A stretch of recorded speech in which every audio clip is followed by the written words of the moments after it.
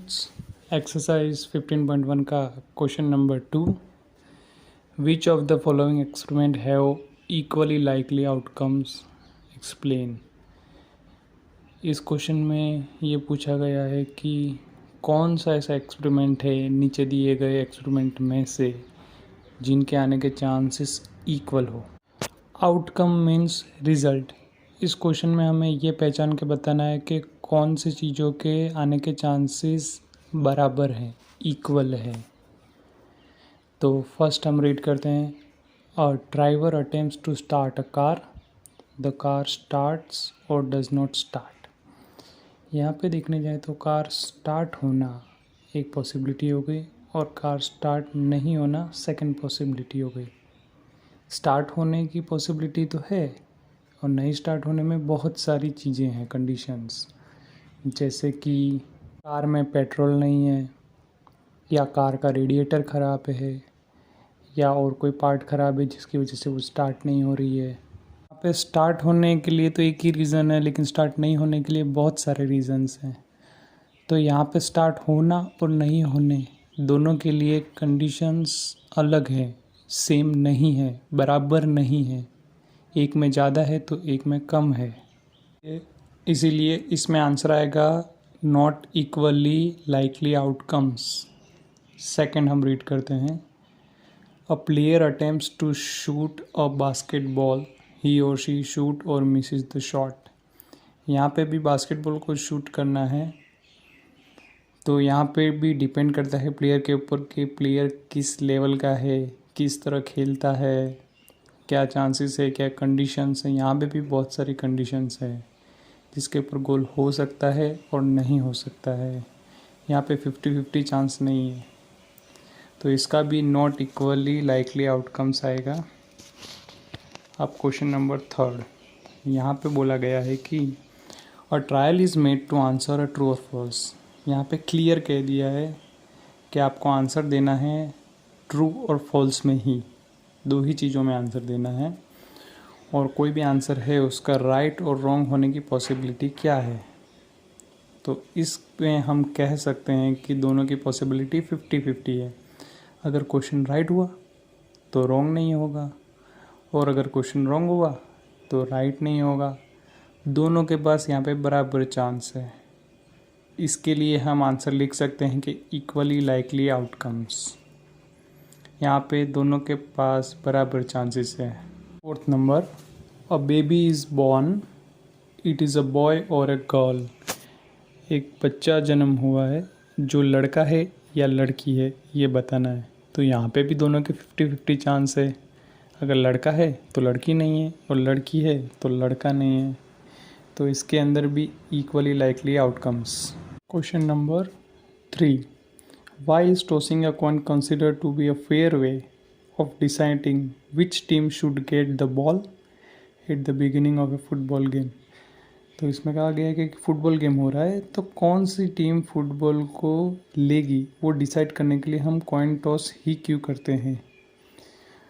तो coin toss में हमने क्वेश्चन नंबर 1 में पढ़ा था कि हेड आने की प्रोबेबिलिटी और टेल आने की प्रोबेबिलिटी दोनों के चांसेस इक्वल है। 50% चांस है हेड आ सकता है और 50% चांस है टेल आ सकता है। तो यहाँ पे दोनों टीमों के जीतने की पॉसिबिलिटी सेम है। इसकी वजह से ही कॉइन टॉस यहाँ पे एक फेयर वे गिना जाता है इस गेम के अंदर। तो इसका आंसर हम लिख लेंगे, because of chances of winning of a coin toss of both teams are equal। ये आंसर हम लिख लेंगे।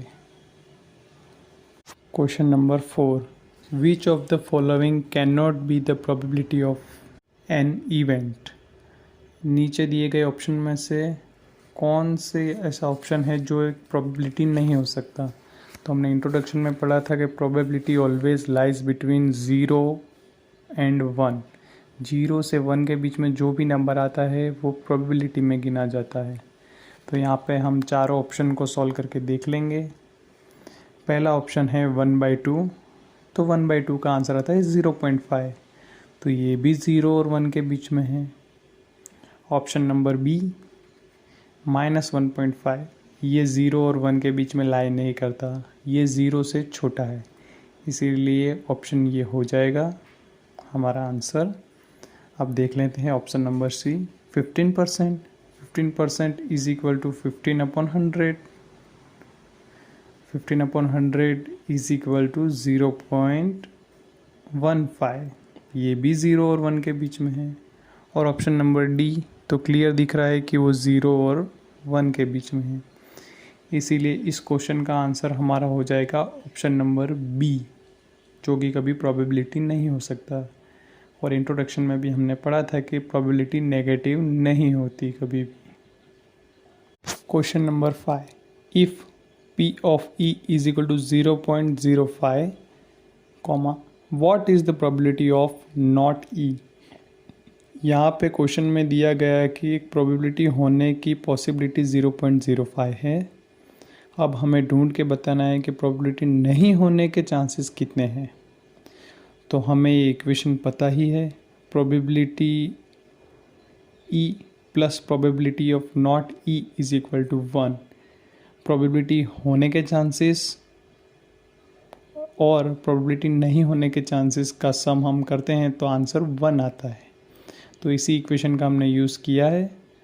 नाउ P ऑफ E की जगह उसकी वैल्यू डाल देते हैं 0.05 plus probability of not E is equal to 1।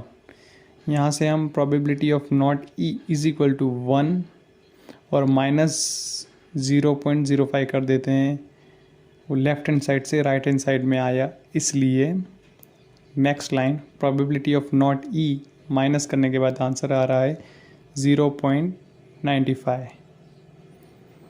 I hope आपको यहाँ पे पता चल गया होगा कि इसका आंसर 0.95 कैसे आया। Thank you so much.